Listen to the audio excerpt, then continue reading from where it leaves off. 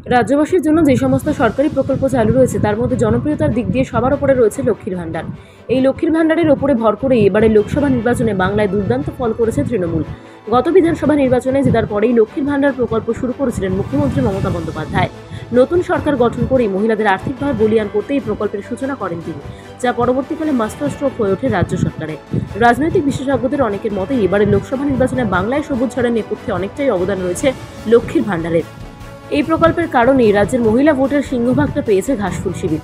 এই প্রকল্পে মাসে 500 টাকা করে পেতেন জেনারেল কাস্টের মহিলারা, আর তফসিলি জাতি এবং উপজাতিভুক্ত মহিলাদের জন্য 1000 টাকা করে দেওয়া হতো লক্ষ্মীর ভাণ্ডার প্রকল্পে। তবে এই টাকার পরিমাণ সম্প্রতি 1000 টাকা থেকে বাড়িয়ে করা হয়েছে 1200 টাকা, আর যারা 500 টাকা করে পেতেন তারা পাচ্ছেন 1000 টাকা। লোকসভা নির্বাচনের আগেই লক্ষ্মীর ভাণ্ডার নিয়ে জোর কদমে প্রচার চালাতে দেখা গিয়েছিল তৃণমূলকে।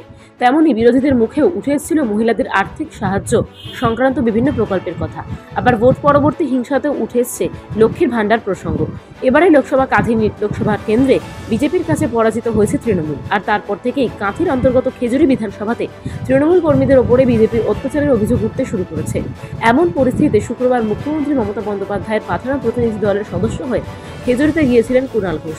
প্রতিনিধি দল আক্রান্তদের সঙ্গে কথা বলার পর এলাকায় একটি জনসভার আয়োজন করেন। সেখানেই তিনি ক্ষুব্ধ মন্তব্য করেন, যারা তৃণমূল কর্মীদের ওপরে হামলা করেছেন তারাও লক্ষ্মীর ভাণ্ডারের টাকা পান, কিন্তু এবার তাদের টাকা বন্ধের দাবি উঠেছে।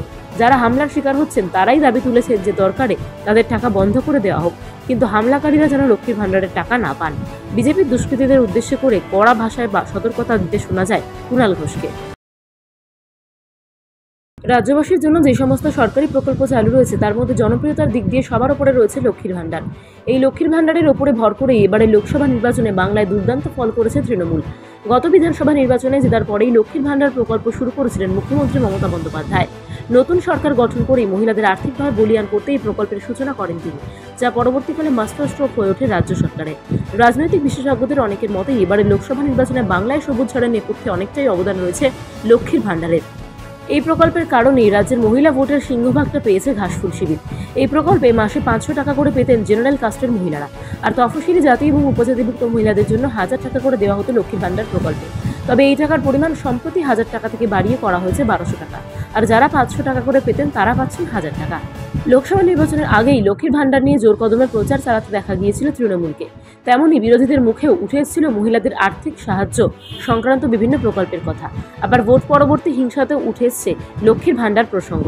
এবারে লোকসভা কাঁথি লোকসভা কেন্দ্রে বিজেপির কাছে পরাজিত হয়েছে তৃণমূল, আর তারপর থেকেই কাঁথির অন্তর্গত খেজুরি বিধানসভাতে তৃণমূল কর্মীদের ওপরে বিজেপির অত্যাচারের অভিযোগ উঠতে শুরু করেছে।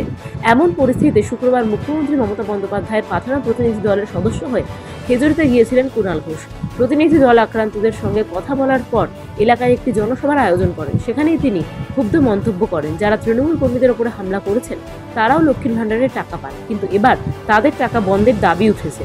যারা হামলার শিকার হচ্ছেন তারাই দাবি তুলেছেন যে দরকারে তাদের টাকা বন্ধ করে দেওয়া হোক, কিন্তু হামলাকারীরা যেন লক্ষ্মীর ভাণ্ডারের টাকা না পান। বিজেপির দুষ্কৃতীদের উদ্দেশ্য করে কড়া ভাষায় সতর্কতা দিতে শোনা যায় কুণাল ঘোষকে।